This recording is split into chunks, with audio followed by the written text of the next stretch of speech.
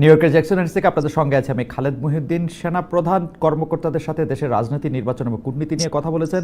এই কথার একদিন পরেই শোনা গেল যে আর নিজের পদে থাকতে চাচ্ছে না প্রধান উপদেষ্টা ডক্টর মোহাম্মদ ইউনূস। কি হচ্ছে সেনাবাহিনীতে, কি হচ্ছে দেশের রাজনীতিতে, কি হচ্ছে দেশের ভবিষ্যৎ, কোথায় যাচ্ছে কি, সেসব নিয়ে কথা বলার জন্য আজ আমাদের সঙ্গে রয়েছেন সাবেক রাষ্ট্রদূত ও মিয়ানমারে বাংলাদেশের সাবেক সামরিক অ্যাটাশে মেজর জেনারেল অবসরপ্রাপ্ত শহীদুল হক। জনাব শহীদুল হক, আপনাকে আমাদের অনুষ্ঠানে স্বাগত জানাই। আপনি আমাদেরকে সময় দিয়েছেন, যুক্ত হয়েছেন, সেজন্য আপনাকে আমরা শুভেচ্ছা ও কৃতজ্ঞতা জানাই। আমাদের সাথে আরও থাকছেন বাংলাদেশ ডিফেন্স জার্নালের সম্পাদক জনাব আবু রুশদ। জনাব আবু রুশদ, আপনাকেও আমাদের সাথে যুক্ত হওয়ার জন্য ধন্যবাদ, কৃতজ্ঞতা এবং স্বাগত জানাই আমাদের অনুষ্ঠানে। জনাব শহীদুল হক, আমি আপনার কাছে আসার আগে আমি একটু জনাব আবু রুশদের কাছে একটু আসতে চাই একটা বিষয় একটু ক্লিয়ার হওয়ার জন্য। জনাব আবু রুশদ, আপনি জানেন যে বুধবার দিন সেনাপ্রধান অফিসার্স অ্যাড্রেসে কিছু কথা বলেছেন। আপনি যেহেতু বাংলাদেশ ডিফেন্স জার্নালের সম্পাদক, অনেকদিন ধরে 2 দশকের বেশি সময় ধরে আপনি মানে এই জার্নাল শুরু করার আগেও আপনি সামরিক প্রতিবেদন, যেটা বাংলাদেশে আসলে খুব রেয়ার, সেরকমগুলি আপনি করেছেন। সেজন্য আমি আপনার কাছে একটু জানতে চাইছি যে অফিসার্স অ্যাড্রেসে জেনারেল ওয়াকার যে কথাগুলি বললেন, জনাব আবু রুশদ, আপনি কি আমাকে শুনতে পাচ্ছেন? জনাব জনাব রুশদ, আপনি কি আমাকে শুনতে পাচ্ছেন? আচ্ছা, জনাব রুশদ বোধহয় আমাকে শুনতে পাচ্ছেন না। জনাব রুশদের সাথে যোগাযোগটি পুনঃপ্রতিষ্ঠিত হওয়ার ইয়েতে আমি একটু মেজর জেনারেল অবসরপ্রাপ্ত জনাব শহীদুল হকের কাছে যেতে চাই। জনাব শহীদুল হক, আমি একটা বিষয় শুধু একটু জানতে চাইবো যে বাংলাদেশের একজন নিরাপত্তা উপদেষ্টা নিয়োগ করা হয়েছে, যিনি জনাব খলিলুর রহমান।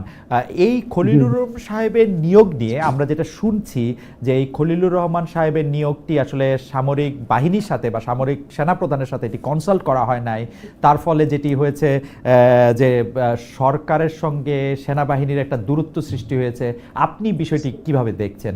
আসলে একজন নিরাপত্তা উপদেষ্টার মানে বাংলাদেশে তো এই পদটি আসলে সৃজন করা হয়েছে, মানে জাতীয় নিরাপত্তা উপদেষ্টা, মানে কথাটা কেমন হয়েছে জেনারেল, যে সামরিক বাহিনীর প্রধানকে এবং নৌবাহিনী প্রধানকে, সেনাবাহিনী প্রধানকে, তাদের সবাইকে আসলে রিপোর্ট করতে হবে জাতীয় নিরাপত্তা উপদেষ্টার কাছে।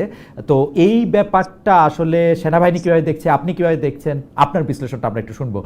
তবে যে প্রশ্নটা আগে একটু জেনারেল শহীদ, যে প্রশ্নটি আমরা একটু আগে করতে চেয়েছিলাম, জনাব রুশদ আমাদেরকে বোধহয় এখন শুনতে পাচ্ছেন, আমরা এই ব্যাপারটা জনাব রুশদ, আমাদের প্রশ্ন হচ্ছে যে আপনি ডিফেন্স জার্নালিস্ট হিসেবে অনেকদিন কাজ করেছেন, এখন একটা ডিফেন্স জার্নালকে সম্পাদনা করেন। আমাদের প্রশ্ন হচ্ছে যে একটা অফিসার্স অ্যাড্রেস করেছেন সেনাপ্রধান জেনারেল ওয়াকারুজ্জামান, কিন্তু সেই অফিস অ্যাড্রেসটা কি প্রক্রিয়ায় গণমাধ্যমে এলো?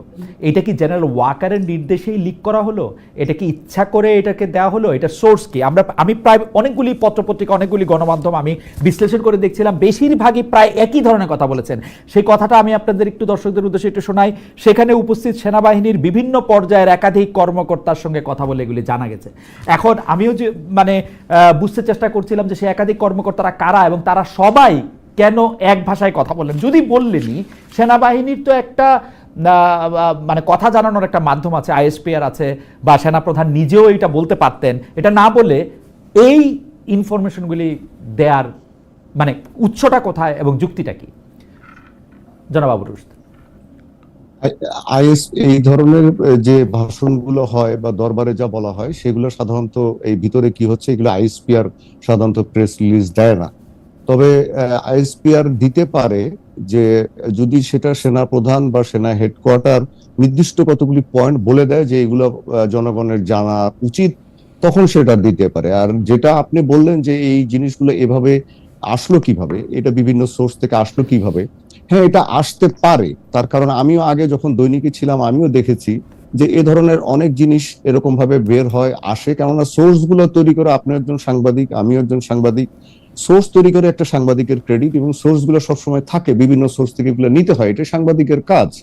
এবং যখন এই আগে আমরা দেখতাম যে অনেক ঘটনা ঘটেছে, আইএসপিআর কোনো কথা বলছে না, আইএসপিআর কে যখন জিজ্ঞেস করতাম আমরা যে ঘটনাটা কি হয়েছে, আইএসপিআর বলতে এখন আমরা কোনো নির্দেশনা পাইনি, আমরা অফিসিয়ালি কিছু বলতে পারবো না।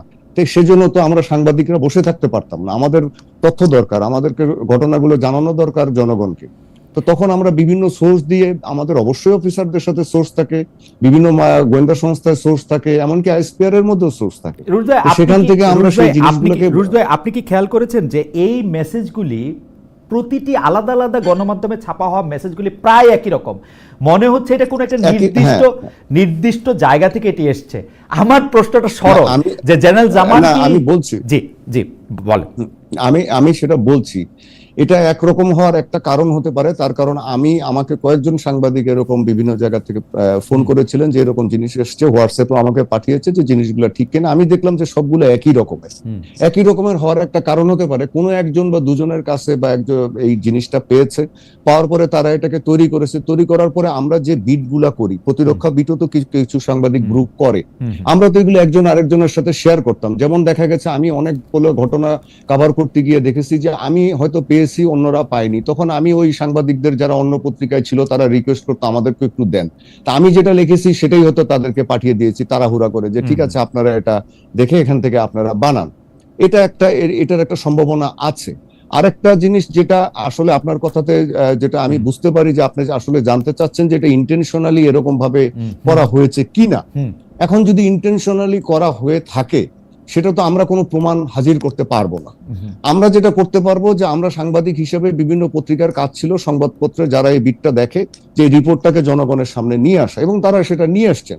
এখন আপনি যদি এটাকে আমি বলি যে অন্যান্য মন্ত্রণালয়ের যে রিপোর্টগুলো হয় সেই রিপোর্টগুলোও তো অনেকটা একই রকম হয়, আপনি একইভাবে যায়, একইভাবে একই বিটের সাংবাদিকরা যারা অর্থনৈতিক বিট করে তারা একজন একটা পেলে আরেকজন, কেউ আবার কাউকে দেয়ও না, এক্সক্লুসিভ কিছু হলে কেউ আবার কাউকে দেয়ও না। হ্যাঁ, মানে এরকম ঘটনা যদি সেনা প্রধানের অফিসিয়াল অ্যাড্রেস আমি অন্তত লিক করতে পারতাম আমার সোর্সের সাথে কথা বলে, আমি এটা কাউকে শেয়ার করতাম না, দ্যাটস ফর শিওর। যদি এটা পারতাম, সেটা এক একজনের মানে এই থাকে একই রকম। যেমন আমি যে 2-3 জন আমাকে যখন পাঠিয়েছে, আমিও দেখেছি প্রায় একই রকম। একজন আমাকে পাঠিয়েছে একটা জিনিস যে ইংরেজিতে কিছু লেখা, সেটা ইংরেজি পত্রিকারই একজন পাঠিয়েছিলেন যে এটা ঠিক আছে কিনা। তা আমি ওটার সাথে আবার যে বাংলায় আমাকে যে পাঠিয়েছে আমি দেখছি যে তার সাথে আবার কিছুটা একটু এদিক ওদিক আছে। এখন এরকম জিনিস অনেক সময় হয়তো তার সেনাবাহিনী তার স্বার্থের জন্য বিভিন্ন সময় করতে পারে এবং করে থাকে। আমি আমার তখন দৈনিকে এরকম কাজ করার সময়, এমনকি 111-এর সময় আমি দেখেছি যে একদম একই রকম ভাবে জিনিসগুলো প্রথম আলোতে যা ছাপা হয়েছে, আমি যেখানে ছিলাম দৈনিক যায় দিনে, সেখানেও একই রকম ভাবে ছাপা হচ্ছে, একইভাবে আসছে, এগুলো আসে। এখন এগুলোকে আমরা উড়িয়ে দিতে পারবো না। আমরা যেটা দেখা দরকার সেটা হচ্ছে যে আসলে যে ঘটনাটা বা এই যে একটা বড় জিনিস বেরোলো যে সেনাপ্রধান কি বলছেন, সেইটা নিয়ে আমি একটু আসছি রুশ ভাই, ওই কনটেক্সট নিয়ে আমি একটু আসছি। আপনি যদি আমাকে এইটা বলেন যে সেনাপ্রধানের মানে জেনারেল ওয়াকারুজ্জামান সেনাপ্রধান থাকা অবস্থায় এটি কিন্তু প্রথম ঘটনা না। এরকম আমরা দেখেছি যে জুলাই আগস্টের সেই উত্তাল সময়ে যখন সরকার আর পারছিল না পুলিশ দিয়ে এই দমন পীড়ন জাগানোর, তখন আর্মিকে টাকা হয়েছিল, কিন্তু আর্মি কিন্তু তার দরবারে স্পষ্ট বলেছিল যে তারা কোনো লেথাল উইপন অ্যাটলিস্ট এদের ইয়াতে ইউজ করবে না, এবং দরবারের ওই বক্তব্যটা বাইরে এসেছিল। এইটাও আমার কাছে মনে হয়েছিল যে এখন এগুলো এখন বাইরে আসার একটা বড় কারণ হচ্ছে যখন মানে আপনিও দৈনিক পত্রিকায় বাংলাদেশে ছিলেন বা আমি তো আরো আগে ছিলাম, তখন কিন্তু এভাবে মোবাইল ফোন দিয়ে কোনো কিছু রেকর্ড করা বা কোনো কিছু ওইখান থেকে বের করা সম্ভব ছিল না। আমি একটা ঘটনার কথা বলি, এই যে বিডিআর ইনসিডেন্টের পর যখন শেখ হাসিনা দরবার নিচ্ছিলেন, সেই দরবার আমি আমার অফিসে বসে 6-7 জন অফিসার, রিটায়ার্ড অফিসার আমরা, এবং ওর মধ্যে 2-1 সাংবাদিকও ছিলেন, আমরা কিন্তু একদম টোটালি সবকিছু শুনতে পাচ্ছিলাম। তার কারণ ওখান থেকে কোনো একজন অফিসার সেটা মানে তার টেলিকাস্ট করছিলেন। এখন প্রযুক্তি আসার জন্য হয় কি, এখন কোন অফিসার বা কোন একজন কেউ যে এরকম করছেন আপনি ধরতে পারবেন না, এটা আপনি কোনোভাবেই লুকাতে পারবেন না। আধুনিক প্রযুক্তির যুগে এমনকি আমেরিকাতেও এমনিতে সিস্টেমটা কি, আমি রুশ ভাই আপনার কাছে আসছি, রেগুলার দরবারে কি মোবাইল ফোন নিয়ে ঢোকা যায়? অফিসাররা ঢুকতে পারেন?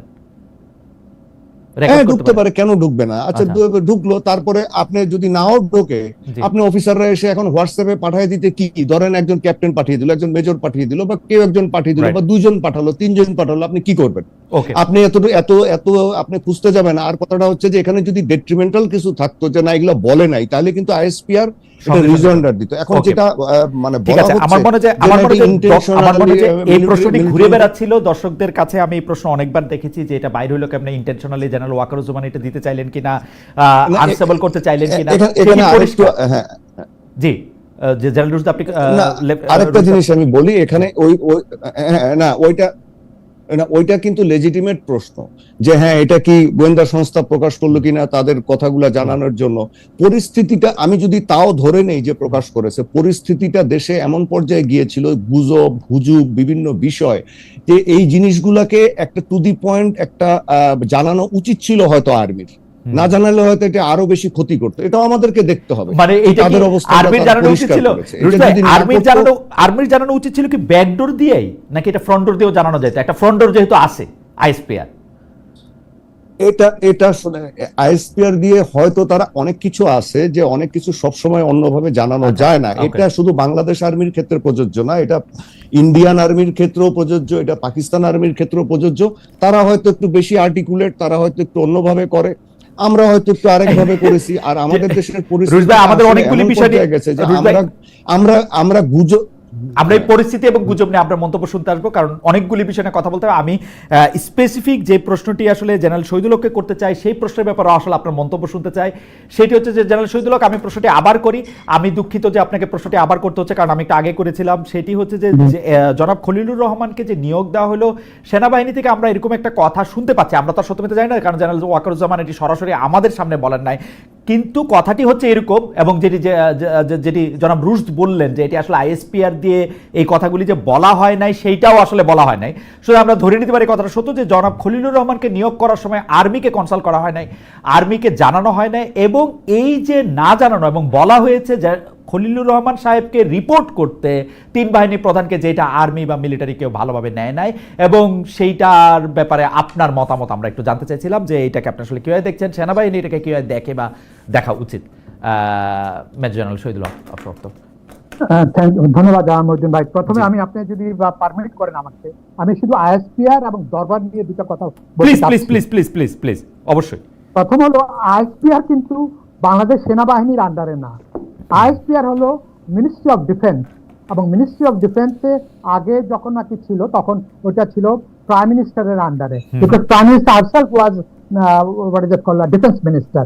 এখন বর্তমানে হলেন আমাদের chief adviser doctor Muhammad Yunus sir হলেন ডিফেন্স মিনিস্টার। এই আইএসপিআর হলো ওনার আন্ডারে।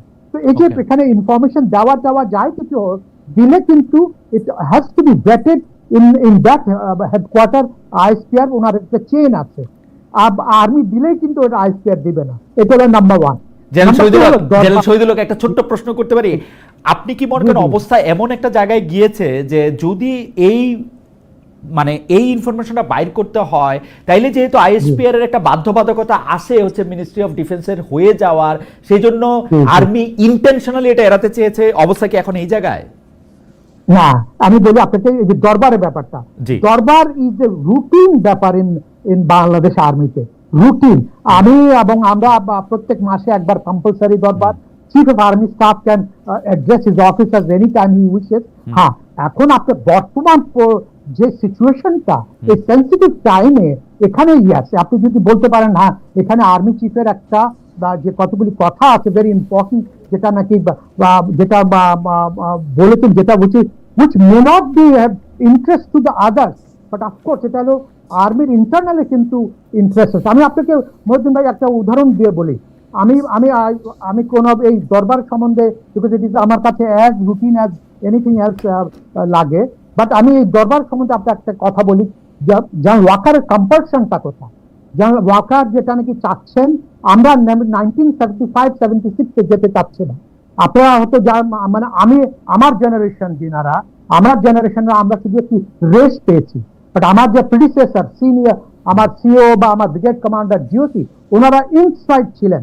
আবার ওখানে কিন্তু সকালে একজন রাজা, বিকালে একজন রাজা ছিলেন। আর ফ্রম 3rd নভেম্বর থেকে নিয়ে till Ziaur Rahman taken over, এর মধ্যে কিন্তু এভরিবডি ইজ রাজা, যেটা নাকি বারবার কিন্তু এবারে যদিও এবারও কিন্তু উনি একই কথা বারবার বলছেন, চেইন অফ কমান্ড যাতে না ভাঙে। আমি যেদিন 18 জুলাই গত বছর যখন নাকি বাংলাদেশ সেনাবাহিনী নামানো হলো, আমার কিন্তু একটাই দোয়া করছিলাম আল্লাহর কাছে, আল্লাহ তাআলা বাংলাদেশ সেনাবাহিনীর চেন অফ কমান্ডটা না ভাঙুক। বিকজ এই যে আগে 75-76 যে ইয়েটা হয়েছিল, তখন যে কি অবস্থা ছিল, ভয়াবহ অবস্থা ছিল, কত ক্যাজুয়ালিটি হয়েছে, এটা কিন্তু আমরা অনেকে জানি না।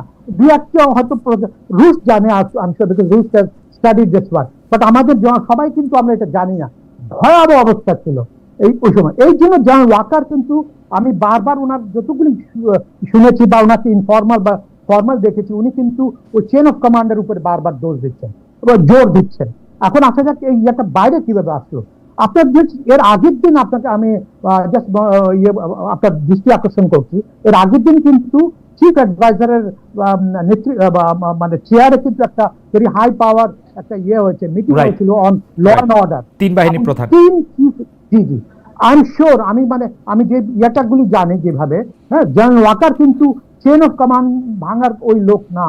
উনি কিন্তু কোনোদিন উনি নিজে যেরকম চাপ বলেন ওনার নিজের লোককে, উনিও কিন্তু চেন অফ কমান্ড মানেন। উনি নিশ্চয়ই এর আগের দিন চিফ অ্যাডভাইজারকে বলেছেন, এই যে কথাগুলো উনি ওনার আন্ডার কমান্ডকে বলেছেন, নিশ্চয়ই উনি অ্যাপ্রাইজ করেছেন ওখানে। আজকে ইন্টারেস্টিংলি আপনি আজকে যদি দেখেন মানব জমিনে কিন্তু একটা আর্টিকেল আছে সিমিলার লাইনে কিন্তু। তো এখানে যেটা দাঁড়াচ্ছে যে ওখানে যে আসার পরে আই এম শিওর উনি বলেছেন, বিকজ আপনি দেখেন আজকে সকালে কু হচ্ছে, বিকালে কু হচ্ছে, এই যে একটু আগে রুলস করলো ট্যাঙ্ক বেরোচ্ছে, এই যে অস্থিরতা যে করছে, দিস ইজ এক্স্যাক্টলি হোয়াট 75-76 এর সময়, যেখানে কি চেন অফ কমান্ড ভাঙার একটা এখনো কিন্তু আমি বলি যারা লট অফ ফ্যাক্টরস আছে যারা নাকি চেন অফ কমান্ড ভাঙার জন্য, চেন অফ কমান্ড যদি ভাঙে, আমি আপনাকে অ্যাসিওর করতে পারি there is nobody in Bangladesh other than Bangladesh army to hold it back. মানে এটাকে বাংলাদেশের এই ইয়াটাকে ধরার আর কেউ নাই, পুলিশ নাই, সিভিল অ্যাডমিনিস্ট্রেশন নাই, nobody is in the field. Okay, এই সময় যদি বাংলাদেশ এই যিনারা নাকি এই ধরনের একটু এনার্কিজম করছেন, এখানে কু হচ্ছে ওখানে করছে, I think they should be চিন্তা করা উচিত হোয়াট দে আর ডুইং। ওনারা কিন্তু যদি চেন অফ কমান্ড ভাঙে তাহলে কিন্তু বিরাট আমি আমার প্রশ্নে একটু যদি আপনি একটু দেখতেন যে জেনারেল শহীদুল হক, যে জনাব খলিলুর রহমানের নিয়োগ অ্যাজ ডিফেন্স অ্যাডভাইজার, জি আপনার মতামত। জি, এখন আপনার প্রশ্ন আমি আগে ওই দুটো একটু ক্ল্যারিফাই করলাম আর কি। Right, absolutely, thank you. Right, আমি কিন্তু পিওরলি আমার অবজারভেশন থেকে, আমি উনি একজন বড় মাপের ভদ্রলোক, ওনার মানে আমাকে করা বা অ্যাসেস করাটা ঠিক হবে না, বাট আমি purely the subject which I study, I was always involve. আমি যখন সেনাবাহিনীতে ছিলাম তখনও I was involve in that subject, সেটা হলো মিয়ানমার অ্যান্ড রোহিঙ্গা। এবং রোহিঙ্গার ব্যাপারে আমি আপনাকে বলি, যখন নাকি উনি অ্যাপয়েন্টেড হলেন, আই ওয়াজ রিয়েলি এক্সাইটেড যে যাক একটা হতে যাচ্ছে কিছু, বাট পরবর্তীতে কিছু স্টেটমেন্ট কিছু দেখার পরে আই ওয়াজ কোয়াইট পাজলড আর কি, বিকজ উনি অনেকগুলি কথা বলেছেন যেটা নাকি গ্রাউন্ড রিয়ালিটির সাথে নাই। যে রোহিঙ্গা ক্রাইসিসটা কিন্তু আপনি শুধু রোহিঙ্গা ওয়ার্ডটার ব্যাপারে উপরে যাবেন না, you have to see the dynamics of this whole ওই রিজনের। বাট ওনার থেকে যেগুলি আমরা পাচ্ছিলাম, মানে ওই একটু ডিসঅ্যাপয়েন্টিং লাগছিল ওনার, প্লাস উনি যে কথাগুলি বলছিলেন দ্যাট ওয়াজ অলসো মনে হচ্ছে নাকি উনি গ্রাউন্ড সাথে ওনার ইয়েটা যেটা নাকি উনি বা প্রচার করতে চাচ্ছেন ওটার সাথে কোনো মিল আছে। দ্যাট ওয়াজ ভেরি একটা ডিসজয়েন্টেড, এবং উনি যে কাউকে কনসাল্ট করছেন না, এটাই আমার কাছে সবচেয়ে অবাক লাগলো, বিকজ ওখানে কিন্তু অনেক লোক আছে। আমি বলি বাংলাদেশ সেনাবাহিনীতে, ইভেন আমাদের পুলিশে, এসবিতে, এবং আমি ইভেন আমাদের ফরেন মিনিস্ট্রিতে কিছু অফিসেস আছে, দে আর ওয়েল কনভার্সেন্ট, এবং ওনারা কিন্তু থরলি জানেন কি হচ্ছে না। আমার কাছে মিস্টার খলিল সাহেবের ওই কথাগুলি মনে হচ্ছে ডিসজয়েন্টেড, উনি বা কেন জানি না উনি কাউকে জিজ্ঞাসা করতে পারেন বা উনি ব্রিফ দিতে পারেন, হি ক্যান ডু ইট। এখন আসা যাক পরবর্তীতে উনি ন্যাশনাল সিকিউরিটি অ্যাডভাইজার হিসাবে, এখন আমি ওনার যখন বায়োগ্রাফি দেখলাম, হ্যাঁ, আমি এমন কিছু দেখলাম না কি উনি ন্যাশনাল সিকিউরিটি অ্যাডভাইজার মানে যেটার জন্য নাকি বা ওনাকে এলিভেট করা হলো, জাস্ট অজিত দোভালের সাথে একটা মিটিং করে যে he was elevated from Rohingya adviser to high high representative of Rohingya থেকে নিয়ে উনি he was elevated to national security, that was totally puzzling to everybody. মানে জেনারেল শহীদুল হক উনি ভারতের নিরাপত্তা উপদেষ্টা অজিত দোভালের সাথে একটা বৈঠক করেছেন এবং তারপরে উনাকে একটি মানে আমাদের দেশের নিরাপত্তা উপদেষ্টা বানানো হলো। এটি একটি মানে এটি অ্যানালজি হিসাবেও কেমন আমি ঠিক জানি না আসলে। মানে মানে আমার সাথেও অনেক বড় বড় লোকজনের দেখা হয়, মানে আমাকেও তাহলে আমি জানি না মানে এইটা এটা এটা এটা এটা এটা কিন্তু কিন্তু সেটা আর্মিতে খুব ক্ষুব্ধ প্রতিক্রিয়া সৃষ্টি করেছে কিনা, এই প্রতিক্রিয়া সৃষ্টি করাটা আসলে যৌক্তিক কিনা? কারণ আর্মি তো আসলে সরকার প্রধানের কথা শুনে চলার কথা, ওনাদের তো যাই হোক কাম হোয়াট মে। না, আর্মি ইজ টোটালি আমি আমি বললাম না বাংলাদেশ সেনাবাহিনী, আমরা যদিও অনেক আগে রিটায়ার করেছি, but we go around every day, we go to ক্যান্টনমেন্টে যাই, কথা হয় আমাদের সাথে, দিক দেখা হয়, প্লাস আমরা যে চেইন অফ কমান্ডটা we understand the how chain work. Bangladesh সেনাবাহিনী কিন্তু ডক্টর ইউনূসের 100% লয়াল, এটাতে কোনো ডাউট নেই, কারণ থাকা উচিতও না। হ্যাঁ, এখন আসা যাচ্ছে আপনি যেটা নাকি ডক্টর খলিল সাহেবের কথা বলছেন, খলিল সাহেবের যেটা নাকি ওখানে কিন্তু আরেকজন ভেরি হাইলি কোয়ালিফাইড, আমি বলি জেনারেল হাফিজ আছেন।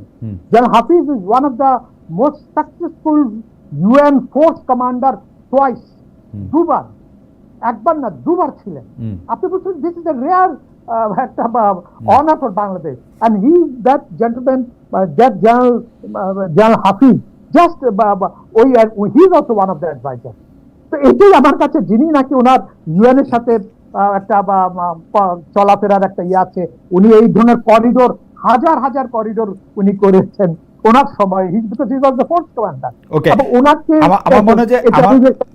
আমার মনে হয় যে আমরা জনাব মেজর জেনারেল শহীদুল হককে আমরা স্পষ্ট খুব ভালো আসলে শুনতে পাচ্ছি না, এটা একটু ইয়া করা দরকার। আমি শুনতে পাচ্ছি, দর্শকদের মধ্যে অনেকে অনুযোগ করছেন যে শুনতে পাচ্ছি না, প্রডিউসার নিশ্চয়ই এটা দেখবেন। ইন দ্য মিনটাইম আমি আপনার বক্তব্য বুঝতে পেরেছি যে আপনি বলছেন যে জনাব খলিলুর রহমানের যে ডিফেন্স মানে কি বলে ডিফেন্স অ্যাডভাইজার হতে হলো, তার মধ্যে আসলে মিলিটারি নিয়ে, ডিফেন্স নিয়ে তিনি কোনো দায়িত্ব কখনো পালন করেছেন কিনা সেটি আসলে আপনি দেখেন নাই। দ্বিতীয়, আপনি জেনারেল হাসিবের কথা বলছিলেন যে জেনারেল হাসিব দুবার আসলে ইউএন এর একটি বড় ফোর্স কমান্ড করেছেন, যেটি আসলে একটি জেনারেল হাফিজ, হ্যাঁ এখন আমি নামটি পুরো শুনতে পেলাম, যে তার ব্যাপারেও আসলে এরকম সিদ্ধান্ত নেওয়া যেত, অর্থাৎ এবং তিনি কারোর সাথে কনসাল্ট করছেন কিনা সেটিও এটি দেখা যাচ্ছে না। আমি একটু জনাব আপনার কাছে আবার ফিরবো জনাব শহীদুল হক, আমি একটু আবার জনাব আবরুশদের কাছে ফিরতে চাই। জনাব আবরুশ, আপনি জেনারেল খলিলুর রহমান জনাব খলিলুর রহমানের অ্যাপয়েন্টমেন্টটা নিয়ে একটু আমাদেরকে বলবেন যে একজন ডিফেন্স সেক্রেটারি বাংলাদেশে কেন দরকার হলো, এবং যে অজিত দোভাল ভারতীয় নিরাপত্তা উপদেষ্টা তার সাথে কথা বলার পরে এটা আসলে নিয়োগ হয়েছে কিনা সেই ব্যাপারে আপনি একটু মন্তব্য শুনবো। কিন্তু তার আগে আমি একটি কথা বলতে চাই যে আমরা কিন্তু এখন দেশ বিদেশের নানা রকম জায়গা থেকে আমরা কিন্তু দেখি আর্মিদের সম্পর্কে যে শুধু খবরই তা না, আর্মিদের ভিতরে সার্ভিং অফিসার কে কোন দায়িত্ব পালন করবে, কাকে আসলে সেনা প্রদান করলে ভালো হবে, নাম ধরে ধরে এগুলি বলা হয়।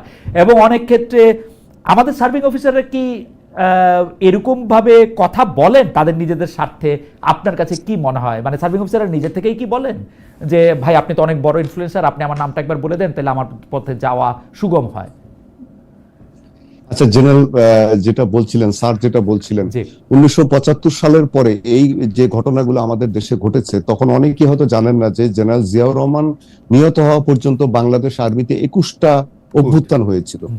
এই অস্থিরতার কারণে, একদম অস্থিরতার কারণে চেইন অফ কমান্ড বারবার ভেঙে ফেলার চেষ্টা করা হচ্ছিল। এমনকি 7ই নভেম্বরের সিপাহী জনতার বিপ্লবের পর এত অস্থিরতা তৈরি করা হয়েছিল যে কেউ কাউকে সহ্য করতে পারছিল না। আমার এটা চাই, আমার ওটা করতে হবে, একে সেনাপ্রধান করতে হবে।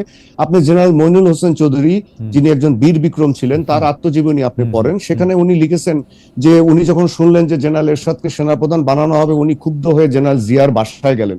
জেনারেল জিয়াকে গিয়ে বললেন কেন একে বানানো হলো, আমরা তো মুক্তিযোদ্ধারা এখনো আছি। তো জেনারেল জিয়া তখন বলছিলেন যে দেখো, তোমাদের বয়স, তোমাদের অভিজ্ঞতা অনেক কম, তোমাদের সময় আসবে, একটু ধৈর্য ধরো, কয়েকটা দিন ধৈর্য ধরো, আমাকে সিনিয়রিটি মেনটেন করতে দাও। ঠিক একই রকম অস্থিরতা জেনারেল মঞ্জুরের মতো দেখা গিয়েছিল। উনি পাগল হয়ে গিয়েছিলেন উনি সেনাপ্রধান হওয়ার জন্য। এগুলো সবাই জানে, এখন জেনারেল মঞ্জুরের পরে পরিণতি কি হয়েছিল, উনি জেনারেল জিয়াকে হত্যা করলেন, নিজেও নিহত হলেন। তো এই যে অস্থিরতাগুলো, তারপরে আমাদের বিমান বাহিনীতে 1977 সালে একটা কু করা হলো, আমাদের পাইলটদের মধ্যে 3 ভাগের 2 ভাগ পাইলট আপনার সেখানে নিহত হলেন। মানে এই ধরনের অস্থিরতা কন্টিনিউয়াসলি চলেছে। তখন বিপ্লবী সৈনিক সংস্থা এবং আরেকটি সংস্থা ছিল, সেটা হচ্ছে সেনা পরিষদ, যেটা কর্নেল ডালিম এবং এই যে যারা শেখ মুজিবকে হত্যা করেছেন তাদের যে গ্রুপটা। এখন এরকম যদি তাদের নিজেদের সমস্ত কিছু হ্যাঁ এভাবে যদি সবকিছু চলতে থাকে, না এরকম জেনারেল শহীদুল হক কি জানি একটা বলতে চাইছিলেন, ওটা বলতে চাচ্ছিলেন উনি যে বিপ্লবী সৈনিক সংস্থাটা ছিল জাসদের, এটার জন্মদাতা হচ্ছে কর্নেল তাহেররা, আর সেনা পরিষদটার জন্মদাতা হচ্ছে এই যে কর্নেল ডালিম এবং এই গং। আপনি লক্ষ্য করবেন যে সবসময় অস্থিরতা।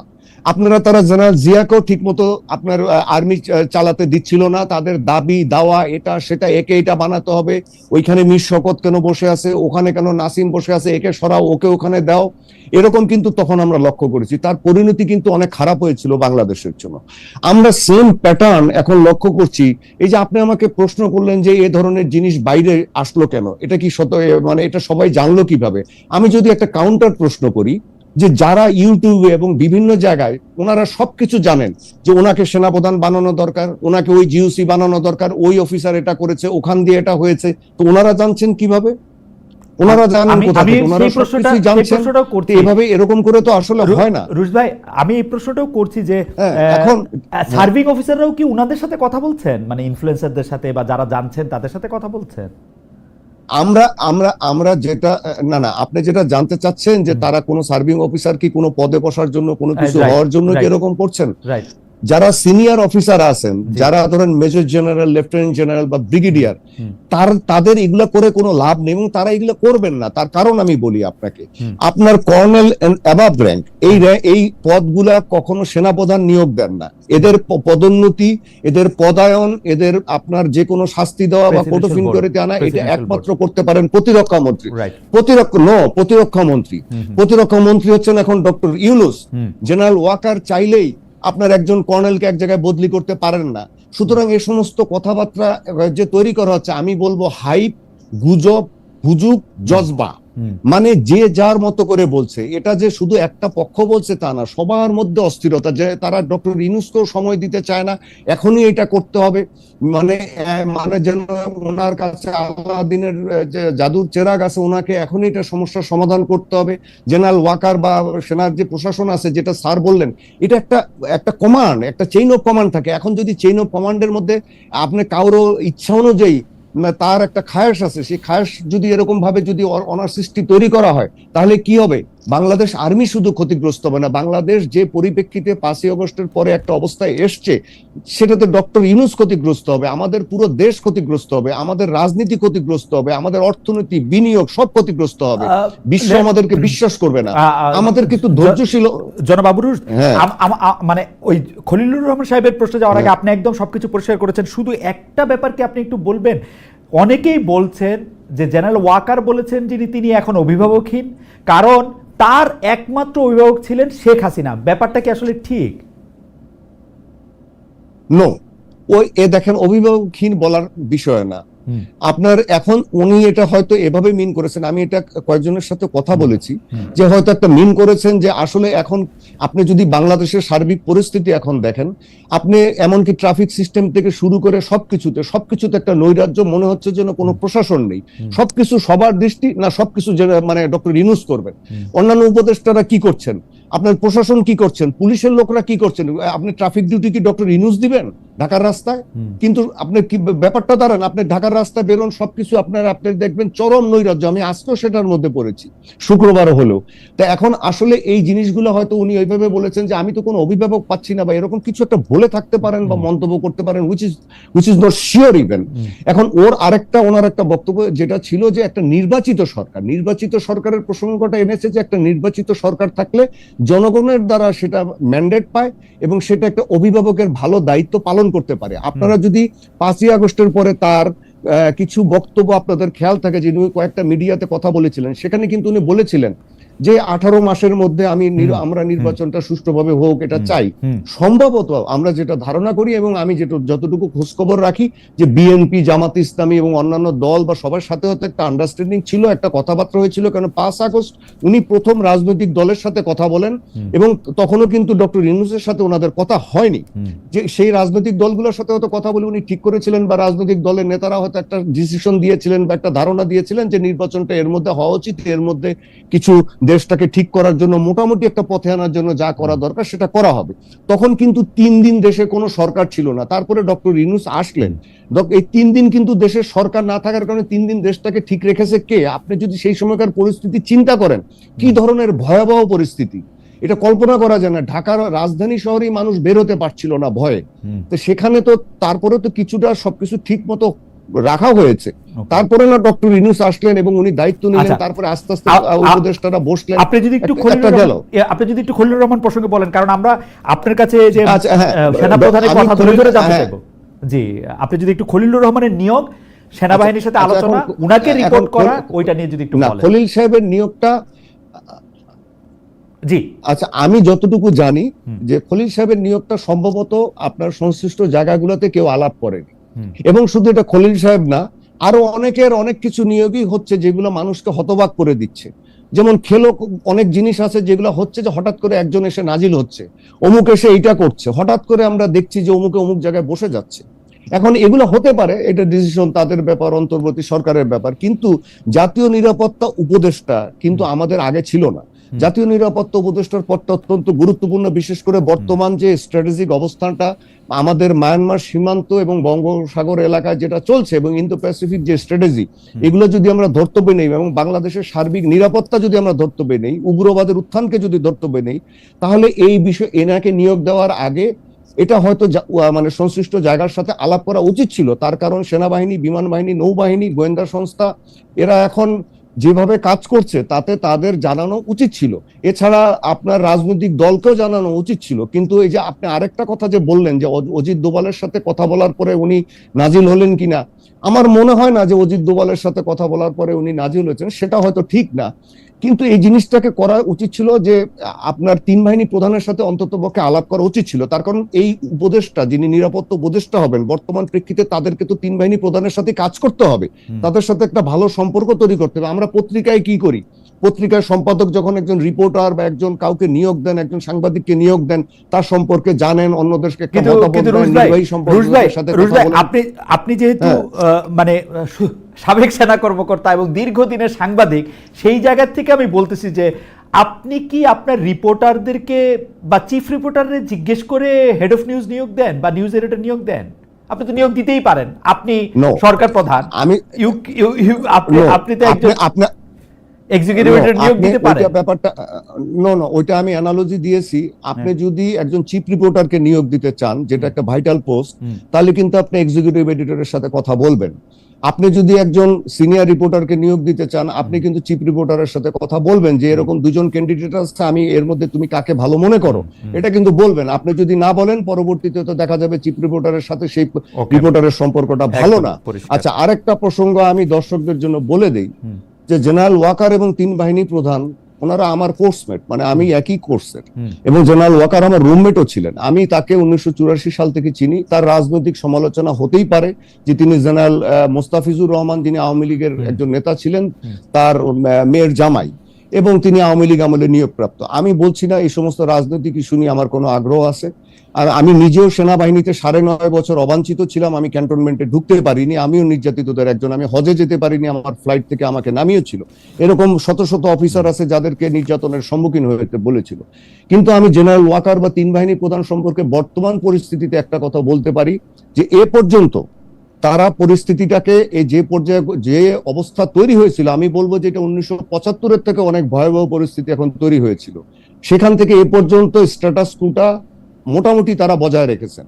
একটু ক্রেডিট আমাদের অন্ততপক্ষে তাদের দেওয়া দরকার। এবং আমি রিকোয়েস্ট করব যে হ্যাঁ, রাজনৈতিক সমালোচনা আপনারা করুন, আপনারা কঠোরভাবে করুন, কোনো অসুবিধা নাই, কিন্তু এই যে হুজুগগুলা তৈরি করেন, এতে কিন্তু সার্বিকভাবে ডক্টর ইউনূসেরই ক্ষতি হচ্ছে, আমাদের রাজনৈতিক দল, আমার মনে হয় যে জনাব রুশ, আপনার বক্তব্য পরিষ্কার। আমি একটু মেজর জেনারেল অবসরপ্রাপ্ত শহীদুল হকের কাছে যেতে চাই। তবে জনাব শহীদুল হক, আমি দর্শকদের কাছে প্রশ্ন করেছিলাম যে প্রধান উপদেষ্টা অধ্যাপক মোহাম্মদ ইউনূস যাতে পদত্যাগের সিদ্ধান্ত না নেন, দেখা করে সেই আহ্বান জানিয়েছেন এনসিপি নেতা নাহিদ ইসলাম। প্রিয় দর্শক, এই অবস্থান সঠিক বলে মনে করেন কিনা? শতকরা ৭৬% দর্শক মনে করছেন অবস্থান সঠিক, শতকরা ২৪% মনে করছেন অবস্থান সঠিক নয়। ৭০,০০০-এর বেশি দর্শক ভোট দিয়েছেন। আমি জেনারেল শহীদুল হকের কথা একটু দর্শক আপনাদের আগেই বলে রাখি। জেনারেল শহীদুল হক যেহেতু একজন সামরিক অ্যাটাশে ছিলেন মিয়ানমারে, তিনি বাংলাদেশ এবং মিয়ানমারের মধ্যেকার সেই বাস্তবতা সম্পর্কে একদম ফার্স্ট হ্যান্ড নলেজ এবং সেইটা তার রয়েছে, এবং তিনি আসলে মিলিটারির বিষয়গুলি নিয়ে আসলে কথা বলতে বেশি আগ্রহী। কিন্তু আপনার অনুমতি নিয়ে আমি ছোট্ট করে একটু বলতে চাই, এই জেনারেলকে মানে অবস্থার কারণেই হোক আর যাই হোক, আমাদের বর্তমান জেনারেলকে একটু বেশি পলিটিক্যাল বা পলিটিক্যাল না বলে আমি যদি বলি একটু পলিটিক্যালি কনসাস মনে হচ্ছে কিনা, নাকি এটা হইতেই হইতো? আপনি যদি এই প্রশ্ন উত্তর না দিতে চান, আমি আপনাকে অন্য জায়গায় যেতে পারি, কিন্তু বা আপনি বলতেও পারেন, আপনি যেটা আগে বলে নিয়েছিলেন। আমি এটা দিব, আমি এই প্রশ্নটা, থ্যাংক ইউ সো মাচ। আমি তাহলে প্রশ্নটা করি যে জেনারেল ওয়াকারুজ্জামান কি রাজনীতিতে বেশি ইনভলভ হচ্ছেন, বেশি রাজনৈতিক হচ্ছেন, রাজনীতি নিয়ে বেশি ইন্টারেস্ট নিচ্ছেন? হি ইজ মোর সোলজার দেন, মানে উনি কি সোলজারের চেয়ে একটু বেশি হচ্ছেন কিনা? ধন্যবাদ মহিউদ্দিন ভাই।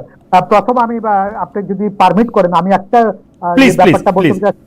5 অগাস্টের ব্যাপারটা যদিও রুশ বলেছে, আমি আপনাকে জাস্ট একটা সিনারিওতে বলি। 5 অগাস্টে যেটা হয়েছে, 5 অগাস্টে আপনার সিনারিওটা অনেকে কিন্তু আমরা বুঝতে পারি না।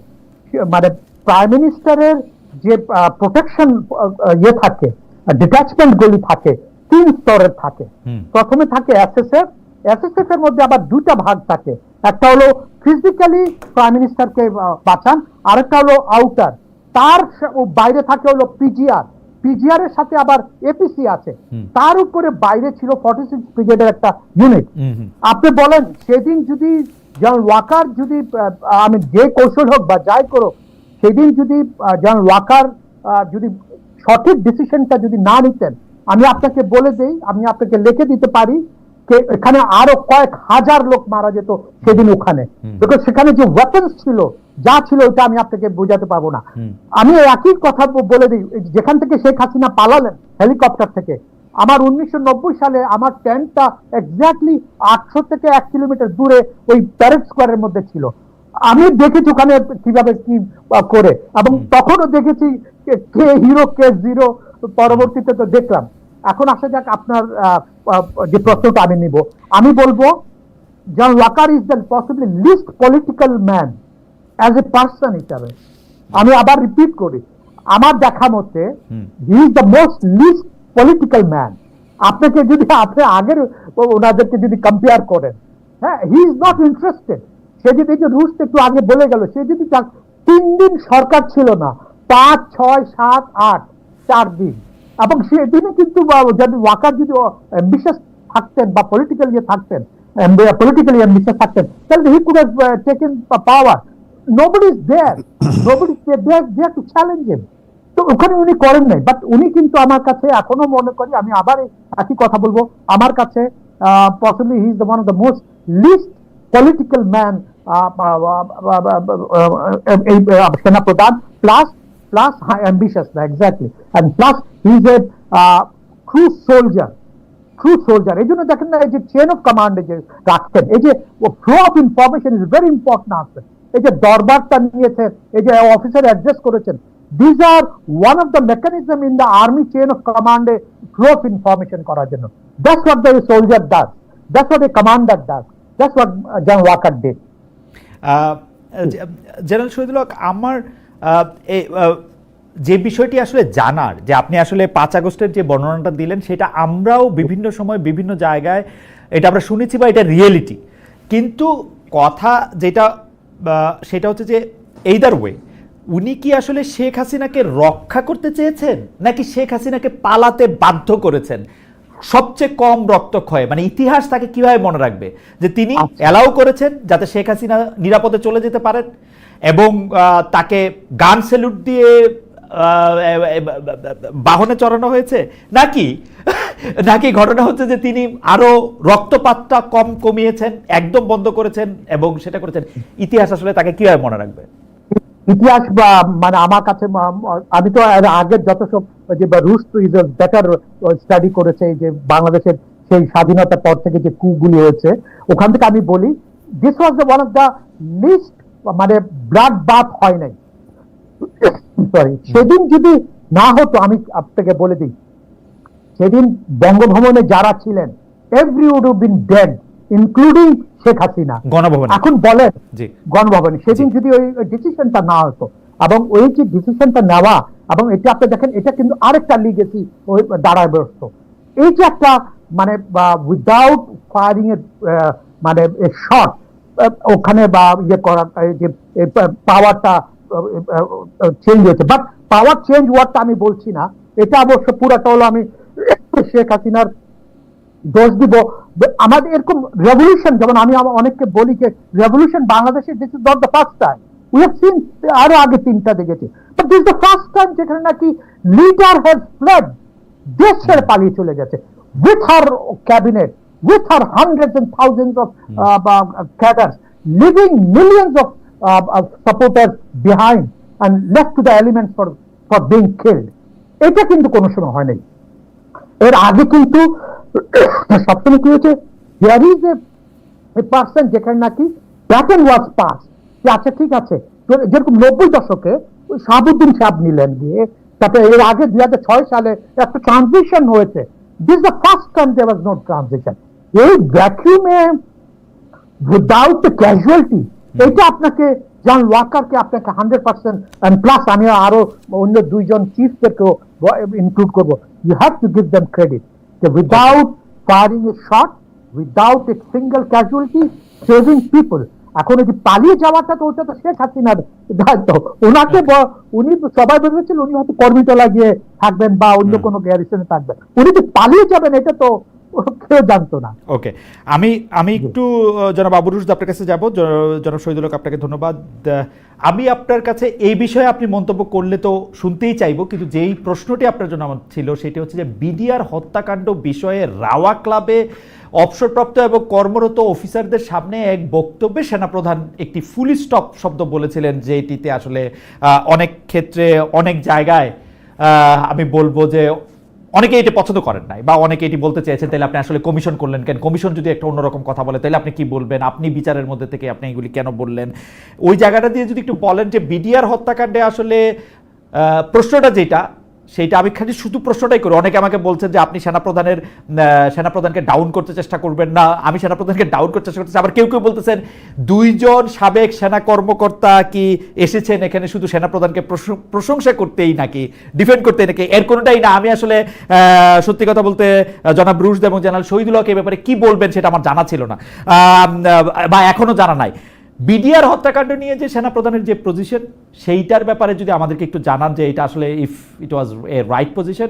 এবং 5 আগস্ট নিয়ে আমি এই প্রশ্নটা আবারও করতে চাই, উনি কি এই ক্ষেত্রে ইতিহাস তাকে কীভাবে মনে রাখবে? আসলে তিনি কি একজন স্বৈরশাসককে পালিয়ে যেতে সাহায্য করলেন ফর এ বেটার ডে, নাকি উনি কিছু মৃত্যু ঠেকালেন এবং নিশ্চিত করলেন তিনি যাতে আর দেশে না থাকতে পারেন?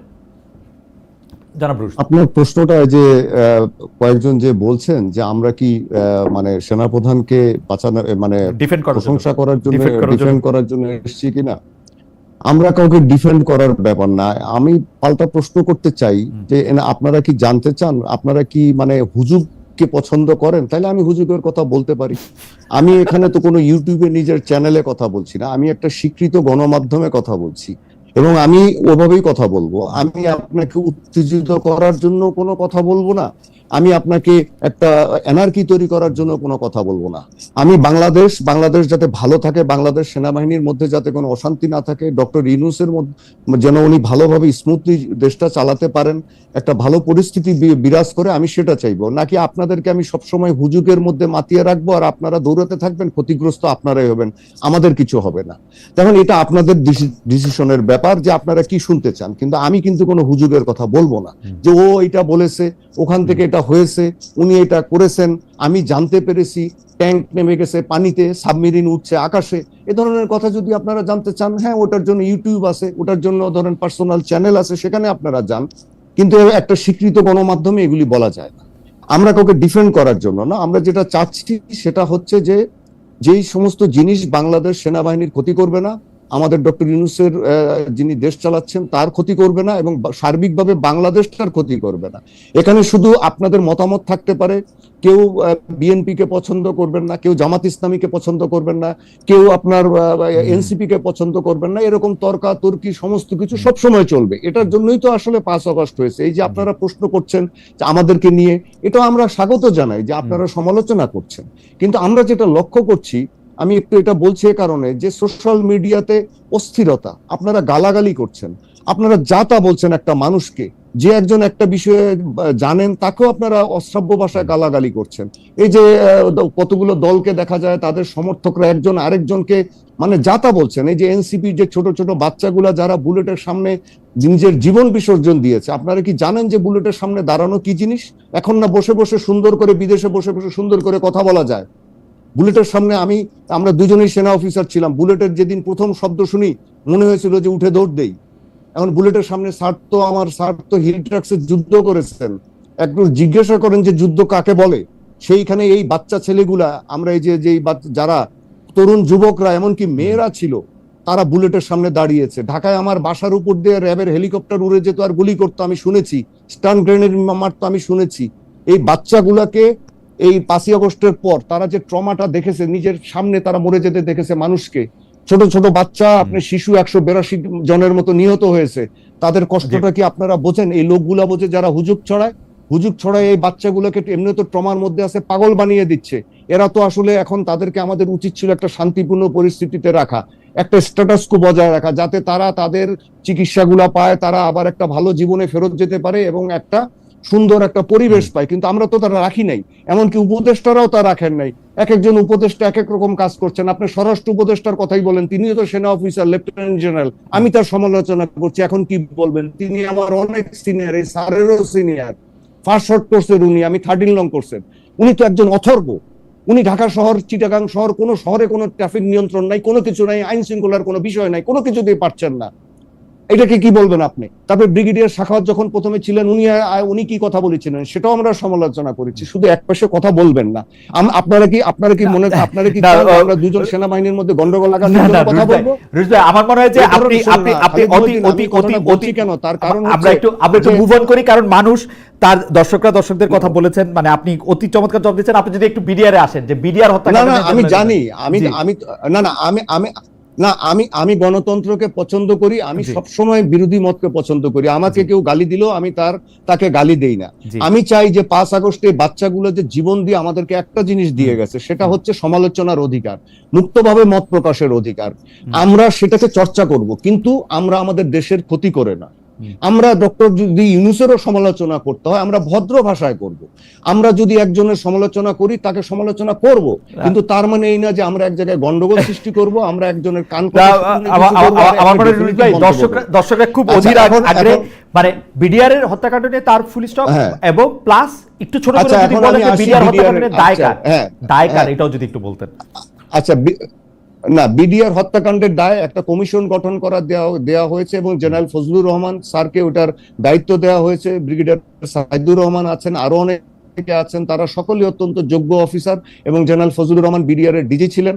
ওনারা এটা খুঁজে বের করবেন, এবং স্যাররা এটাকে নিয়ে রাত দিন কাজ করছেন। আপনারা জানেন না, তারা রাত দিন কাজ করছেন, বহু ডকুমেন্ট সংগ্রহ করছেন, অনেকের কাছ থেকে অনেক কিছু জানতে চাচ্ছেন, এমনকি আমার কাছেও তারা কিছু জানতে চেয়েছিলেন, আমি যা জানি সেগুলো বলে আপনাকে দেখতে হবে, বাট এটা সময় সাপেক্ষ ব্যাপার। এখন এখানে কে এটা করেছে, ধরেন আমি একটা কথা বললাম, কিন্তু জেনারেল ফজলুর রহমান এখন কমিশনের প্রধান হিসেবে কিন্তু এটা একদম টু দি পয়েন্ট এখন বলতে পারবেন না, তার কারণ উনি এখন একটা পদে বসে আছেন, সেটা বুঝতে হবে।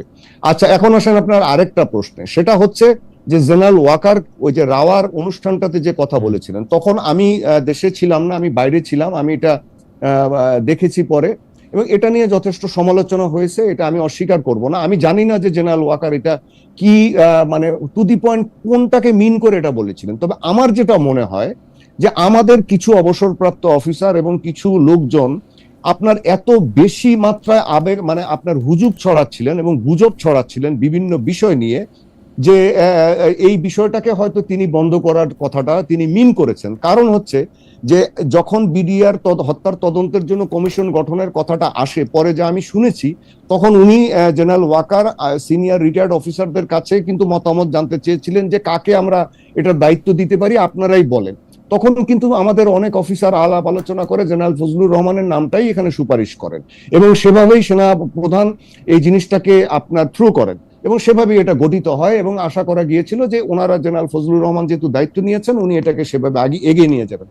কিন্তু সেখানে হয়তো, যেটা আমি শুনেছি, আমি যেহেতু দেশে ছিলাম না, আমি বলছি যে আমি শুনেছি যে আমাদের বেশ কিছু মানে লোকজন তারা অস্থিরতা হয়ে গেছিল। এখন আপনি যদি এত বড় একটা ঘটনার বিচার করতে চান এবং এটা অনেক আগের ঘটনা, তাহলে জেনারেল ফজলুর রহমানকে সময় দিতে হবে, তার কমিশনকে সময় দিতে হবে। কিন্তু অনেকেই যদি বলেন যে না এখন এটা করতে হবে, আমি এটা দেখেছি, আপনি এটা দেখেছেন ভালো কথা, আপনি জেনারেল ফজলুর রহমানের কমিশনে গিয়ে সেটা বলে আসেন, আপনার তথ্য প্রমাণ দেন যে কোথায় কি হয়েছে সেটা জানান। আপনি যদি বাইরে এই কথাগুলো বলেন, ধরেন আপনি বিভিন্ন চ্যানেলে বলছেন, ইউটিউবে বলছেন, আপনি নিজে আপনার বিভিন্ন জায়গায় বলে বেড়াচ্ছেন, এমনকি আমাদের প্রেস ক্লাবে গিয়ে আপনি আপনার প্রেস কনফারেন্স করে সাংবাদিকদেরকে এটা বলছেন, পরের দিন এটা বড় করে আসছে, এটাতে হয় কি বিচার প্রক্রিয়া বা তদন্ত প্রক্রিয়াটা বাধাগ্রস্ত হচ্ছিল।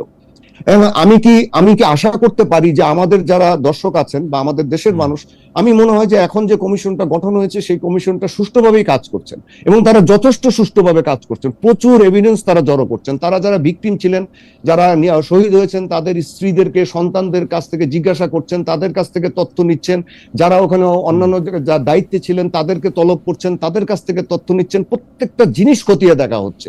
এখন এরপরে যদি আর কিছু না হয়, আমরা যদি সবাই অস্থির হয়ে যাই, তাহলে হবে না। আমার মনে হচ্ছে যে জেনারেল ওয়াকার তখন হয়তো এ সমস্ত দেখে যে এইভাবে যদি সবাই চতুর্দিকে অস্থিরতা সৃষ্টি করে, তাহলে তো সবকিছু বাধাগ্রস্ত হবে। এখন এটাকে আবার অনেকে আবার মিন করেছে কি, যে উনি হয়তো বলেছেন যে না এই বিচার প্রক্রিয়ায় সেনাবাহিনীর কেউ জড়িত ছিল না, এটা উনি ধামাচাপা দিতে চাচ্ছে। আসলে ব্যাপারটা সেরকম না। সেনাবাহিনীর অফিসাররা ওখানে তো সরাসরি সেনাবাহিনীর থেকে গিয়ে ওখানে কেউ কিছু করেনি। যারা বিডিআরে ছিল, সেনাবাহিনীর থেকে ডেপুটেশনে সবসময় বিডিআরে আমাদের সেনাবাহিনীর অফিসাররা, সেনাবাহিনীর অফিসাররা ওইখানে গিয়ে তো কেউ কিছু করেনি, করেছে তো বিডিআর এর সৈনিকরা। এবং এখানে তো আমাদের আপনি কিছু অফিসারের নাম এসছে যে তারা এখানে নীরব ভূমিকা পালন করেছেন বা তাদেরকে নিয়ে সন্দেহ আছে বা এ ধরনের আছে। যেটা হওয়া উচিত যে এখন জেনারেল ফজলুর রহমান এটা বের করবেন যে সেই অফিসার আসলেই দোষী কি নির্দোষী, এবং সেটা তথ্য প্রমাণের ভিত্তিতে। জনাব রুশদ, আপনাকে ধন্যবাদ। আমি এখন যে প্রসঙ্গটা নিয়ে জনাব শহীদুল হক আপনার কাছে আসতে চাই, সেটিও আসলে সেনাবাহিনী সংক্রান্ত। আপনি জানেন বিগত 15 বছর আওয়ামী লীগের শাসনামলে বেশ কিছু সেনা কর্মকর্তা এবং কর্মচারী, আমি যদি এভাবেও বলি যে তাদেরকে চাকরিচ্যুত করা হয়েছে, যেটা তারা বলছেন বেআইনিভাবে। তারা এটা একটা তালিকা করেছেন, এটা একটা জমা দিয়েছেন এবং তারা ক্ষোভ বিক্ষোভ জানিয়েছেন। এবং সেই ক্ষোভ বিক্ষোভ জানানোর এক পর্যায়ে আমরা দেখেছি যে প্রেস ক্লাবে গিয়ে সার্ভিং সেনা অফিসারদেরকে গিয়ে তাদের সাথে কথা বলতে হয়েছে, নেগোসিয়েশন করতে হয়েছে, এবং তাদেরকে কাউকে মানে আইনের আওতায় আনার ব্যাপারেও আসলে চিন্তা ভাবনা করেছে সেনাবাহিনী। এই ব্যাপারটাকে আসলে কিভাবে দেখেন? এবং তারাও বিভিন্ন জায়গায় গিয়ে কথা বলেছেন, আমরা বিভিন্ন গণমাধ্যমে আমরা তাদের উপস্থিতি দেখেছি। আপনি এটাকে কিভাবে দেখেন বা দেখছি? ধন্যবাদ। এটা একটু ট্রিকি কোশ্চেন আমার জন্য, বিকজ আমি ভিতরের কথা কিভাবে বলবো বাইরে, এটা একটু ওই ডিলেমাতে আর কি। আমি প্রথমে আমি বলে দিই, যখন আর কি প্রথম এই 400 এবং কয়েকজন যারা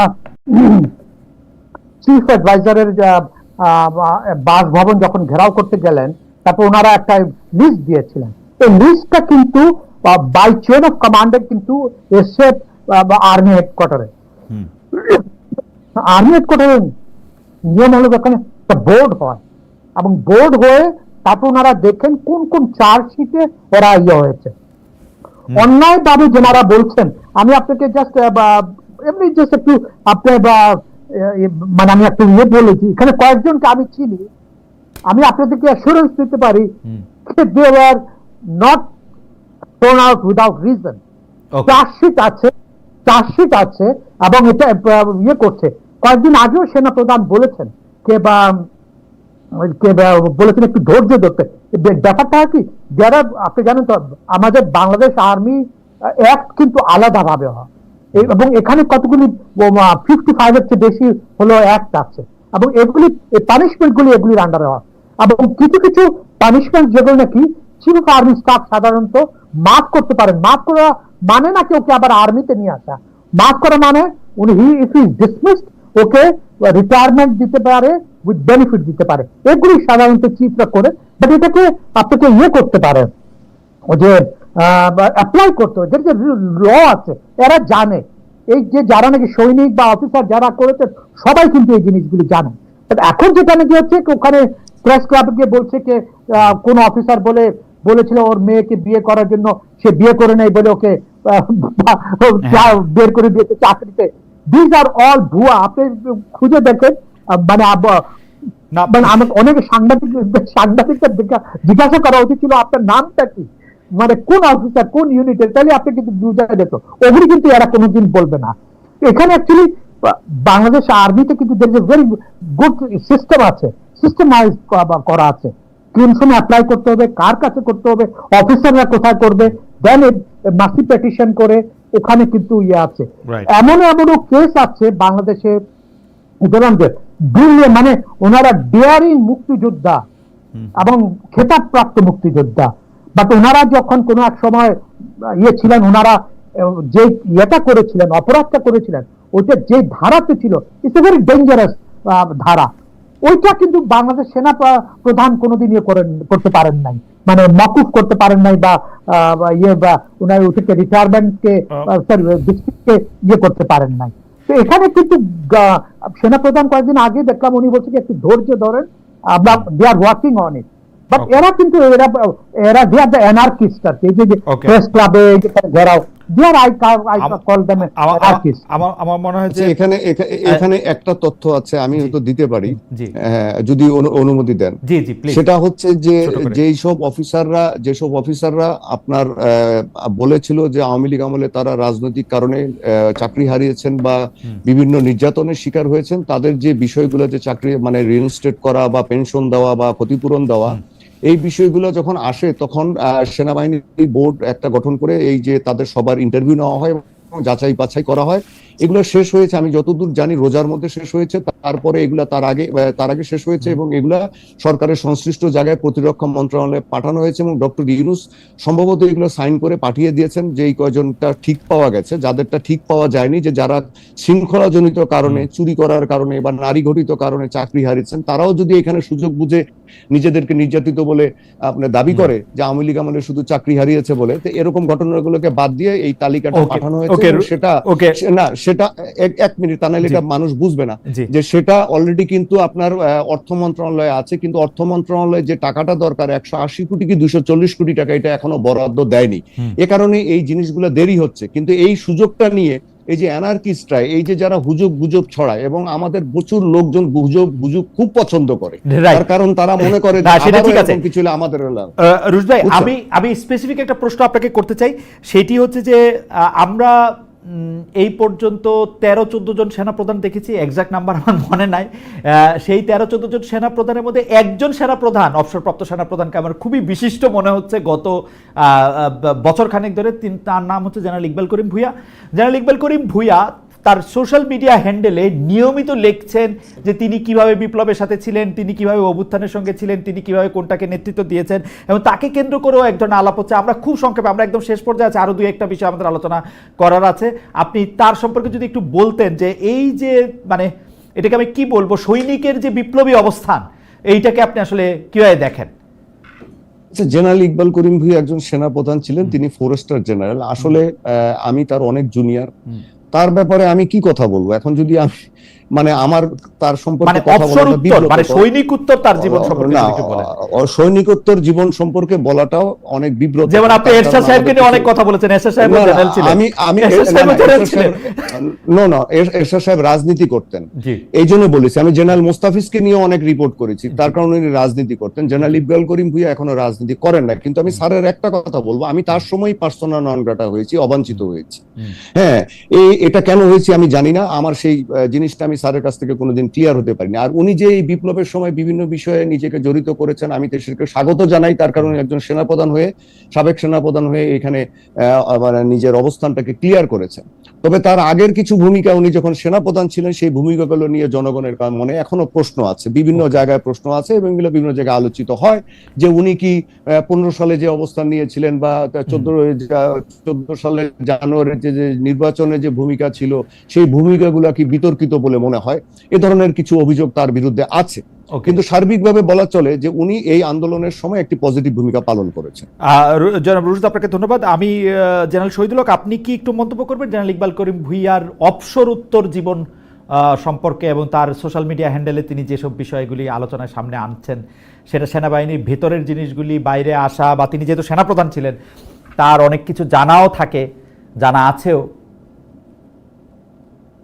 আমি অবশ্য সোশ্যাল মিডিয়াতে, ফেসবুকে খুব কম আর কি চাই, বাট আমি ওনার পোস্টগুলি বা পড়ি, স্পেশালি উনি কয়েকদিন আগে ওনার অটোবায়োগ্রাফি যেগুলি উনি লিখছিলেন, বেশ ভালো, ভেরি ইন্টারেস্টিং। আমরা অনেক কিছু জানতাম না, উনি ওগুলি ক্লিয়ারিফাই করেছেন। হ্যাঁ, এখন রিটায়ারমেন্টের পরে ওনাকে দেখেছি, বা স্পেশালি 5 অগাস্টের আগের থেকে উনি বেশ অ্যাক্টিভ ছিলেন। উনি স্পেশালি ক্যাজুয়ালিটি কমানো, তারপরে এই যে ফায়ারিং এর ব্যাপারে এগুলি নিয়ে একটু দেখলাম বেশ সোচ্চার ছিলেন। হ্যাঁ, বাট এমনি কিন্তু উনি বাইরে যে কয়েকদিন আগে দেখা হলো, বেশ রিল্যাক্স মানুষ, আসে এদিক ওদিক যান, বিভিন্ন বক্তব্য পরিষ্কার। আমি শেষ প্রসঙ্গে আসি। জনাব শহীদুল হক, আপনার থেকে এক লাইন শুনবো এবং শেষে এসে আবার জনাব রুশদের কাছ থেকে এইটা নিয়ে 2-3 লাইন শুনতে চাই। সেটা হচ্ছে যে একটা বড় অভিযোগ বর্তমান সেনাপ্রধান এবং সেনাবাহিনীর বিরুদ্ধে, যে তিনি প্রথম অবস্থায় জনাব ডক্টর মোহাম্মদ ইউনূসকে আয়নাঘর পরিদর্শন করতে দেন নাই, এবং আয়নাঘরকে উনি রিবিল্ড করেছেন। এবং আয়নাঘর আপনি তো জানেন যেখানে বেআইনিভাবে লোকজনকে আটকে রাখা হতো, গুম অবস্থায় রাখা হতো, কোনো আইনি সুবিধা তাদেরকে দেওয়া হতো না, সেরকম ঘরকে আয়নাঘর বলা হচ্ছে। তো সেরকম একটি ঘর পরিদর্শন করার ব্যাপারে তিনি ডক্টর ইউনূসকে বাধা দিয়েছিলেন এবং আয়নাঘরগুলিকে তিনি রিপেয়ার করেছিলেন, ম্যানিপুলেট করেছেন, ম্যানুভার করেছেন। আপনার মন্তব্য একটু শুনতে চাই জনাব শহীদুল হক, এবং এটি আমার শেষ প্রশ্ন। জনাব রুশদের কাছ থেকে উত্তর নিয়ে আমরা আজকে শেষ করব। জি জনাব শহীদুল হক। জি, আমি শেষ বক্তব্য হলো আয়নাঘরের ব্যাপারটা বলি। আমি এই ডিজিএফআইটা অ্যাকচুয়ালি কার আন্ডারে, এটা হলো সবচেয়ে বড়। আমি মানে অনেক বড় বড় সাংবাদিক, অনেক বাইরে যারা, এটা খুব ইন্টারেস্টিং। ডিজিএফআই যে মিলিটারির আন্ডারে না, বা মিলিটারি চিফের আন্ডারে না, এইটা অনেকেই জানেন না। এক্স্যাক্টলি, এবং এটা কিন্তু নো ওয়ে রিলেটেড। হ্যাঁ, শুধু military, even RAB is also same thing. RAB হলো মিনিস্ট্রি অফ হোম এর আন্ডারে, it's not related to the army. এখন যে ভাঙা, বিকজ আমি আপনাকে বলি ব্যাপারটা কি হয়েছে, মানে তাহলে আমাকে একটু, আপনি যদি একটু অনুমতি দেন, আমি একটু 2টা লাইন এক্সট্রা বলবো। এখানে হলো কি, এই যে আমাদের 5 অগাস্টের পরে possibly one of the most damaging যে এটা কাজ হয়েছে, যে কিছু কিছু ইনস্টিটিউশন গুলিকে এই যে থ্রু ভায়া সোশ্যাল মিডিয়া এবং এই যে এদের মাধ্যমে মানে টোটালি ধ্বংস করে দিয়েছে। এখন ধ্বংসটা কি, এই যে আপনার একটু আগে একটা ডিসকাশন ছিল যে এই যে যেমন একজন উপদেষ্টা হলেন, উনি কিভাবে হলেন? আগে একটা নিয়ম ছিল, এই নিয়মটা কিন্তু পুরো পৃথিবীতে হয়, শুধু বাংলাদেশে না। যেনারা নাকি অ্যাপয়েন্টেড হতে চান, মিনিস্টার বা ক্যাবিনেট মিনিস্টার বা সিকিউরিটি ক্লিয়ার, ওদের কিন্তু ফাইল আগে বিভিন্ন এজেন্সির কাছে যেত, ওরা ক্লিয়ারেন্স দিলে তারপরে অ্যাপয়েন্টমেন্ট হতো। এই 5 অগাস্টের পরে কি হয়েছে, যে এই ইনস্টিটিউশন গুলি যারা এগুলি করতো, দোজ আর টোটালি ডিস্ট্রয়েড। হ্যাঁ, এখন এই যে ডক্টর ইউনূসকে যে ওয়াকার যে যেতে দেন নাই, আমার কাছে এটা বিশ্বাস, বিকজ জয় ওয়াকারের আন্ডারে তো ছিল না ওইটা। এবং ইনফ্যাক্ট সত্যি বলতে কি, ওই ডিজিএফআই কিন্তু ডক্টর ইউনূসের আন্ডারেই ছিলেন। এটা কিন্তু একটা গুরুত্বপূর্ণ পয়েন্ট। আমরা ডিজিএফআই এর কথা শুনি যে ডিজিএফআই কিন্তু আসলে সেনাপ্রধানের আন্ডারে কখনোই থাকেন না, বরং একটি ব্যালেন্স রাখার জন্য ডিজিএফআই কে রাখাই হয় অনেক ক্ষেত্রে সেনাপ্রধানের অনেক কার্যক্রম দেখার জন্য, এবং তিনি সরকার প্রধান নিয়ে আসলে ডিজিএফআই একমাত্র রিপোর্ট করে থাকেন এবং তিনি স্বাধীনভাবে এটি করেন। জনাব আবু রুশদ, আপনি যদি এই প্রসঙ্গে আপনার শেষ বলি, মানে আপনি গত 15 বছরে না, মানে অনেক সবসময় একই, বাংলাদেশে the only person who can see, who can visit prime minister, মানে যারা নাকি ডিফেন্স মিনিস্টার থাকে, any time, every time, anywhere, he is the only guy who can do it. Right. তো আপনি বুঝতে পেরেছেন হি হাউ পাওয়ারফুল Right. ডিজিএফআই যেটা right absolutely clear. জনাব রুশদ, আপনি যদি একটু মন্তব্য করতেন যে আসলে আয়নাঘর দেখা না দেখা সেটাকে আড়াল করা, সেটাকে ভাগাভাগি করা, এবং আচ্ছা, আমার মনে হয় এসছে কার কাছ থেকে, কোন সোর্সের কাছ থেকে সেটা আগে আমাকে বলেন। ডক্টর ইউনূসের থেকে ক্ষমতাশালী, তার থেকে বড় বাংলাদেশে এখন কেউ আছে? উনি শুধু বাংলাদেশে না, দক্ষিণ এশিয়ার মধ্যে সবচেয়ে শ্রেষ্ঠতম একটা মানুষ। ওনার সামনে কথা বলার মতো বা ওনার কিছু করার মতো কেউ আছে? এই যে স্যার যেটা বললেন, এটা আমি বলতে মানে আমার মুখে এসে গিয়েছিল যে এটা হচ্ছে প্রতিরক্ষা মন্ত্রণালয়ের আন্ডারে। এই যে ধরেন সবাই বলছে যে এই যে যারা ক্ষতিগ্রস্ত অফিসারদেরকে কেন পুনর্বাসন করা হচ্ছে না, অর্থ মন্ত্রণালয় টাকা দিচ্ছে না, এটা কি এখন আপনি দোষ দিবেন, আপনি দৌড়াবেন এটার পিছনে? আয়নাঘরের বিষয়টা অনেক আগেই সেটেল করা দরকার ছিল, এবং এটা ডিজিএফআই যখন এসছিল, মানে যখন এই ঘটনা ঘটেছে 5ই আগস্টের পরে, তার পরপরই এখানে আসলে জিনিসটা দেখা উচিত ছিল। তো উনি যদি ডক্টর ইউনূস না যেতেন, অন্তত পক্ষে উপদেষ্টা কেউ যেতে পারতেন, 3-4 জন উপদেষ্টা যেতে পারতেন। গেলে কে মানা করতো? আর্মি ওখানে মানা করতো? ওটা তো আর্মির আন্ডারে না। কে মানা করতো? এই ক্ষমতা কার ছিল আমাকে বলেন। এমনকি যদি ছাত্র যে যারা সমন্বয়ক ছিল তারা যদি যেত, কারো বাপের বুকের পাটা ছিল যে তারা মানা করতো, তারা শেখ মুজিবের বাড়ি নাই করে দিয়েছে, সেখানে আয়নাঘরে যাওয়া তাদের জন্য কোনো দুঃসাধ্য ব্যাপার ছিল? আপনি কি এটা বুঝতে পারেন? সুতরাং এই ধরনের কথাবার্তাগুলো না বলে আমার মনে হয় যে আমাদেরকে দায়িত্বশীল হওয়া দরকার। দায়িত্বশীল মানে কি? আমরা একটা বড় ঝড় ঝঞ্ঝার মধ্য দিয়ে এসেছি। আমাদের এখন এই জাতিটা, বাংলাদেশি মানুষেরা অনেক কষ্ট করেছে, অনেক কিছু সহ্য করেছে। এখন কিছুটা মনে হয় ঠান্ডা হওয়ার সময় এসছে, আমাদের কিছুটা দায়িত্বশীল হওয়ার সময় এসছে। আমাদের কথা নিতে পারছে না। সবই ঠিক আছে, কিন্তু ধরেন আমরা দেখতে পাচ্ছি যে বিএনপি আর সেনাপ্রধান প্রায় একই রকম কথা বলতেছে। তাদের আমাদের মনে হয় না যে সেনাপ্রধানের সাথে বিএনপির কোনো একটা ভাব।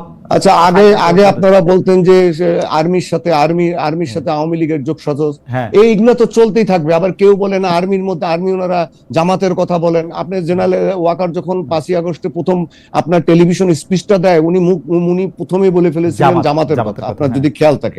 তার মানে কি উনি জামাতের লোক নাকি? আচ্ছা, কথা হচ্ছে বিএনপি এখন বাংলাদেশের সবচেয়ে বড় রাজনৈতিক দল। এটা কি বলাটা কি কোনো দোষের? তাদের সাথে তো নেগোসিয়েশন করতে হবে, জামাতের সাথে নেগোসিয়েশন করতে হবে, তা নাহলে তো ওনারা চালাতে পারবেন না, আপনি কন্ট্রোল করতে পারবেন না। অলরেডি অনেক কিছু কন্ট্রোলের বাইরে। আপনাকে একটা জিনিস যদি কিন্তু জেনারেল ওয়াকার নাকি বিএনপির সাথে খাতির করেন আর এনসিপি কে ডেকে শুধু বকা দেন। এইগুলো হচ্ছে মানে আমি Khalid, you are also a journalist. মানে আপনিও কাজ করেছেন অনেক দৈনিক পত্রিকা, আমিও কাজ করেছি। এগুলো শুনতে আমার 34 বছর হয়েছে সাংবাদিকতায়, আমার কানও পচে গেছে। আমি জেনারেল এরশাদের পতনের পরেও এগুলা দেখেছি, সবসময় দেখেছি। এগুলো চলতেই থাকে। এখন সেটা তো পুরোপুরি গুজব না রুশ ভাই। ডক্টর ইউনূস সাহেবের উপদেষ্টাদের মধ্যে একজন আসিফ সাহেব, তিনিও বলেছেন তিনি নাকি বুকে পাথর রেখে ইউনূসকে মেনে নিয়েছেন। আচ্ছা, এগুলো তো বলতেই পারে। এখন এক একজনের পছন্দ একটা, যে কি করবেন। আর লিয়াজোটা না করলে আপনি এখন এই অবস্থার মধ্যে দেশটাকে চালাবেন কেমনে? আপনাকে বলেন তো, পরিস্থিতি নিয়ন্ত্রণ করবে কি?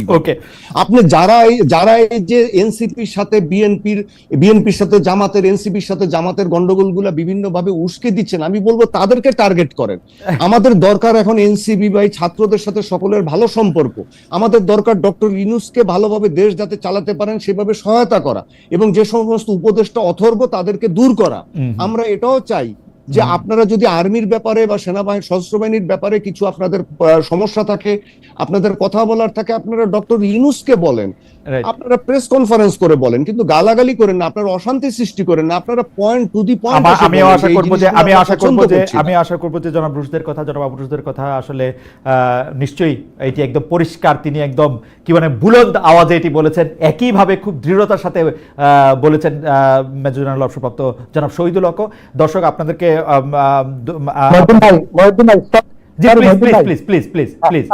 আপনি যদি আপনার হয়ে একটু আমাদের দেশবাসীকে বলেন ডক্টর ইউনূসকে যাতে না যেতে পারে, ডক্টর ইউনূস যাতে থাকে, এই ইয়েটা আপনি অবশ্যই আমরা চাই যে ডক্টর ইউনূস, ডক্টর মোহাম্মদ ইউনূসের একটি অ্যাসাইনমেন্ট আছে, তিনি তার অ্যাসাইনমেন্টটি পূরণ করুন। তার অ্যাসাইনমেন্টটি হচ্ছে যে বাংলাদেশে একটি সুষ্ঠু নির্বাচনের ব্যবস্থা করা, যাতে যারা অপরাধী ছিল তাদের বিচারের ব্যবস্থা করা, কিছু সংস্কার যেগুলি আসলে করতেই হবে আমাদের জন্য, তো সেগুলি ব্যবস্থা করা।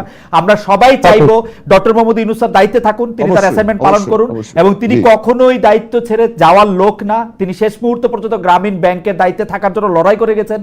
আমি জানি যে তিনি একজন ফাইটার, তিনি লড়াই করে যাবেন, এবং আমাদেরকে একটি মানে যেটি তার প্রতিশ্রুতি, বাংলাদেশে একটি সুষ্ঠু সুন্দর নির্বাচন, যেটির কথা আমরা ভুলে গেছি।